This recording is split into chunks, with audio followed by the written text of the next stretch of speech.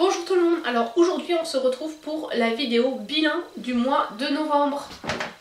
Alors je suis un petit peu couverte avec mon petit gilet avec de la fausse fourrure parce que là où je tourne en fait on ne met pas le chauffage en semaine, je mets le chauffage que quand je tourne. C'est une pièce qui est assez loin dans le reste de la maison donc elle n'est pas chauffée, donc je me suis un petit peu couverte parce qu'il fait pas très chaud. Alors, si vous vous souvenez de ma dernière vidéo bilan du mois d'octobre et nouvelle rotation, je vous la mettrai par ici. Je vous avais présenté 11 palettes. En fait, je voulais en mettre 12 et puis finalement j'en ai oublié une, donc finalement il n'y en a eu que 11 que j'ai testé pendant tout ce mois de novembre. Je me suis maquillée qu'avec ça quasiment. Oui, je me suis vraiment maquillée qu'avec ça. Ou juste une fois je me suis à peine maquillée, j'ai juste mis du liner. Donc voilà, allez, on n'est pas tout à fait fin novembre, on n'est pas tout à fait le 30 encore, on est le 29, mais bon, autant dire que pendant un mois j'ai respecté d'utiliser que ces palettes. Donc globalement je me suis maquillée 2 à 3 fois avec certaines palettes, donc en général les petites plutôt 2, les grandes plutôt 3. Aujourd'hui là je me suis maquillée avec la It's All Good, qui est justement dans cette rotation, c'est une palette de Colourpop. Donc là je vais vous faire le classement, donc on va partir de celles que je ne vais pas garder, celles que vous expliqueront pourquoi, à mes préférées. Donc il y en a 3 que je ne vais pas garder et ce sont des slicks. Alors si je ne souhaite pas les garder, ce n'est pas par rapport à la qualité des produits, mais vraiment plus par rapport en fait à l'harmonie qui m'a pas vraiment inspirée, ou parce que c'est des thèmes que j'ai déjà dans ma collection et que les palettes slick c'est pas forcément mes préférées. Donc je vous montre celles que je ne garde pas, donc il y en avait 3, c'est les 3. Pour commencer, la Garden of Eden, donc celle-là c'est celle que j'ai préférée de toutes celles que j'ai utilisées, notamment la ligne du haut, avec un très joli, celui-ci en fait, c'est un super topper. Et ensuite j'ai utilisé aussi la ligne de vert, là, qui est bien pigmentée, etc. Mais au final, les verts, j'ai acquis récemment la Mint to Be de Colourpop, donc j'ai du vert. Du coup ça faisait un peu doublon et par rapport aux teintes du haut de cette palette, je les ai dans, enfin voilà, j'ai des équivalents dans d'autres palettes. Du coup je préfère ne pas la garder et m'en séparer. J'avais fait 2 make-up avec celui-là. Ensuite il y en a une que j'ai pas du tout utilisée parce qu'en fait les couleurs, pardon, je l'ai utilisée une fois, j'ai dû faire, j'ai utilisé ces 4 couleurs ici. Et pareil, ça m'a pas vraiment inspiré. Excusez-moi, je suis enrhumée. C'est la Showstopper. Elle est jolie. En fait, chaque fard provient d'une ancienne palette de Sleek, donc c'est une édition limitée. Et je sais pas, j'ai pas eu de coup de cœur. Les harmonies m'ont pas inspiré plus que ça, donc c'est pas une palette que je vais garder. Et enfin la Glory. Donc avec celle-ci, j'avais posté sur mon Instagram un maquillage en ton gris avec les 3 là, que j'avais utilisé justement pour faire quelque chose qui sortait un petit peu de l'ordinaire. On peut faire du nude aussi avec les 3 qui sont à côté. Mais en fait cette palette, le souci c'est vraiment les colorés que je ne sais pas quoi faire avec. Voilà, c'est pour ça que je vais la vendre. C'est parce que au final sur 12 fards, il y en a 6 qui m'inspirent. Et les 6 autres ne m'inspirent pas, donc je me dis, voilà, autant ne pas la garder. En plus ce sont des couleurs que je pense trouver dans d'autres palettes. Alors peut-être pas les gris, j'en ai pas beaucoup des gris. Mais c'est pas non plus des couleurs que je mets souvent. Donc je me dis, pour garder une palette pour 3 couleurs, c'est pas possible. Voilà pour celles que je ne vais pas garder. Ensuite, dans les palettes qui sont bien mais pas exceptionnelles, il y a la Identity. Alors celle-ci, quand on commence à se maquiller, je trouve qu'elle est très bien, tout simplement parce que voilà combien de couleurs elle contient. Alors par contre j'ai eu un petit peu de soucis avec la teinte 1, celle-ci ici, la 1 colonne 1, la base colonne 1, qui en fait j'ai eu beaucoup de mal à la prélever. Alors autant les autres, globalement ça se prélève à peu près bien, il n'y a pas de soucis, ça s'estompe bien. Autant la première, rien. En fait je mettais mon pinceau dedans, il n'y avait rien, donc j'ai essayé de le gratter un peu le fort pour voir s'il était glacé ou pas. Mais non, je pense qu'il y a un peu un problème sur cette teinte là. Après au niveau des lumineux, ils sont pas hyper lumineux. Ils sont, voilà, pour faire un maquillage de tous les jours, elle est très bien. Il y a quelques pointes de couleur, notamment ce rose, ce violet et ce rouge, qui permettent voilà, de faire un peu des maquillages qui sortent un petit peu de l'ordinaire, mais globalement c'est une bonne palette de nude. En plus, celle-ci plein prix, je crois qu'elle coûte 27 €. Moi je l'avais eu à moitié prix quand le Black Friday de l'année dernière. Donc c'est une bonne palette, il y a vraiment du choix. Quand on débute et qu'on ne sait pas quoi prendre, voilà, on peut se tourner vers celle-ci, c'est une valeur sûre, on va dire. Voilà. Ensuite, on va passer à deux. J'ai aimé me maquiller, mais si elles arrivent là dans ce classement, c'est tout simplement parce que bah, en fait on ne peut pas en faire grand chose. Voilà, on tourne toujours un peu autour des mêmes maquillages, mais c'est très pratique pour un maquillage rapide, etc. On n'a pas 36 questions à se poser. C'est les deux Natasha Denona, la Mini Zendu et la Mini Glam. Alors j'ai préféré la Mini Glam, tout simplement parce que les maquillages sont vraiment plus... Je sais pas, j'ai préféré, j'ai trouvé qu'on faisait de plus jolis maquillages qu'avec celle-ci. Voilà, alors peut-être parce que dans celle-là, en fait, il y a vraiment... ici, il n'y a pas vraiment de foncé pour accentuer le coin externe ou quoi. C'est pas... Du coup, c'est pas génial, ça manque un peu. Alors que dans celle-ci, il y en a un, celui-là notamment. Donc c'est pour ça que... voilà, que j'ai préféré la Glam. Par contre, c'est vrai que en termes, il y a 2 mat, 3 lumineux. On tourne vite, voilà, on a vite fait de refaire les mêmes make-up avec. Donc c'est pour ça que elles n'arrivent pas dans mes préférés. Ensuite, je me suis fait ma petite liste avec tout ce que je devais vous dire dessus, parce que histoire de rien oublier. Ensuite, une Colourpop, la Garden Variety. Donc celle-ci, j'ai fait 3 make-up je crois avec. Voilà comment elle se présente.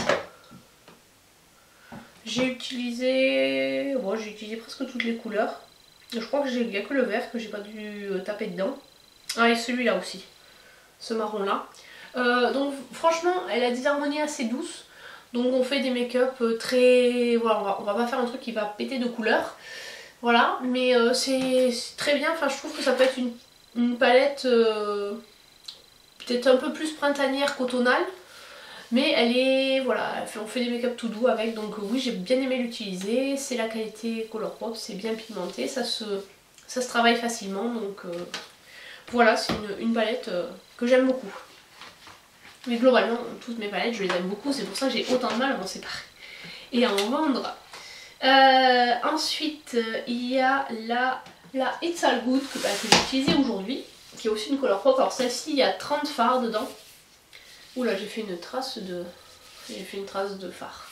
Ils sont très pigmentés, il y en a un ou deux qui m'ont teinté la paupière. Voilà comment elle est. Aujourd'hui, j'ai utilisé les paillettes là. Ce fard là, celui-ci sur la paupière mobile, celui-ci en creux et le jaune pour estomper le tout. J'avais envie d'un truc qui pète un peu. J'en ai utilisé pas mal. En fait j'ai pas trop utilisé la rangée du bas. La rangée du bas j'ai utilisé que les deux là. Sinon j'ai utilisé... Je peux utiliser celui-ci. J'ai utilisé surtout les colorés. Et franchement elle est très bien, bien pigmentée. Les lumineux sont corrects, il faut peut-être les intensifier un peu en mouillant, en sprayant le pinceau après avoir prélevé.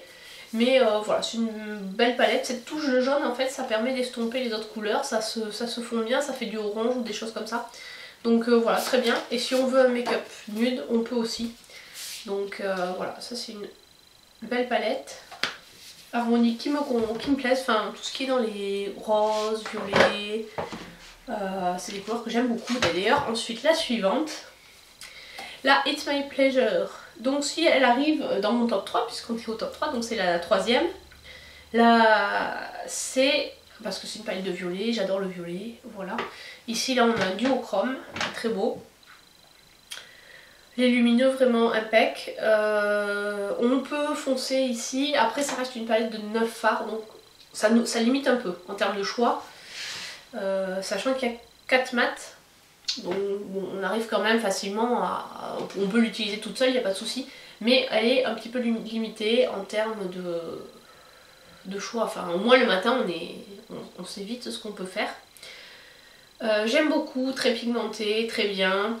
je vous la recommande. En plus je crois que celle-ci, il n'y a pas de fards qui sont déconseillés pour le contour de la zone de l'œil, enfin proche de l'œil. Il y a certains fards à paupières qui sont déconseillés, enfin qui ne sont pas des fards à paupières, qui sont en fait des pigments pressés et qui sont déconseillés en utilisation trop près de l'œil parce que ça peut teinter la paupière ou quand c'est des paillettes ça peut tomber dedans. Donc là il n'y en a pas. Donc voilà, très bonne palette. En plus bon, facile à emporter, il y a un miroir, c'est assez compact, très bien. Et on va passer à les deux dernières. Alors c'est celle-ci qui va arriver dans mon deuxième, en deuxième, la Sananas. Alors cette palette là, elle est très bien. Hop, je vous avais dit que je savais pas trop comment j'allais, parce que voilà, je l'ai quand même payé 50 balles. Donc, allez, c'est un peu cher 50 € pour ce que c'est, voilà. Après, j'ai essayé de duper les couleurs, et il y a quelques-uns que j'ai pas réussi. Malgré la collection que j'ai de palettes et de fards mono, j'ai pas réussi à duper toutes les couleurs. Donc, c'est quand même une palette qui sort un petit peu de l'ordinaire. Elle est très bien, enfin franchement la qualité est là. Pour une palette Sephora, la qualité est là. À 25 € son prix d'origine, franchement c'était effectivement, je comprends pourquoi elle est partie très vite. C'est une palette qui est très très bien.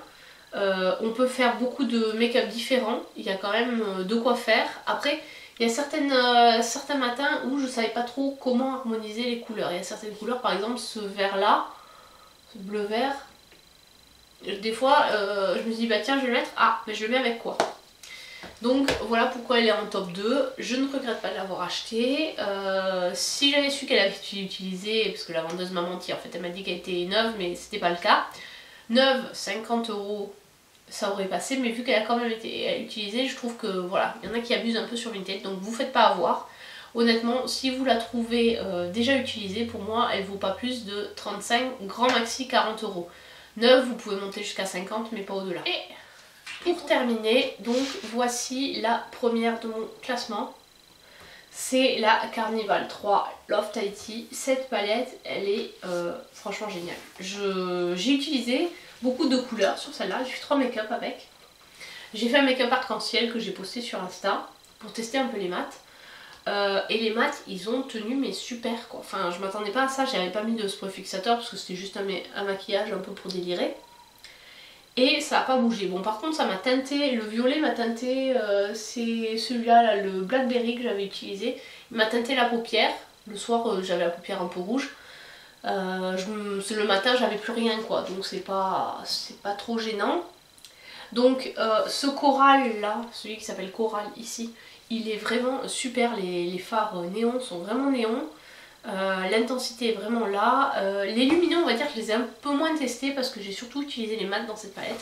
Mais franchement elle est superbe. Pour le nombre de fards, c'est vraiment... En plus je crois que j'avais payé 33 €, je l'avais eu à moins 20%.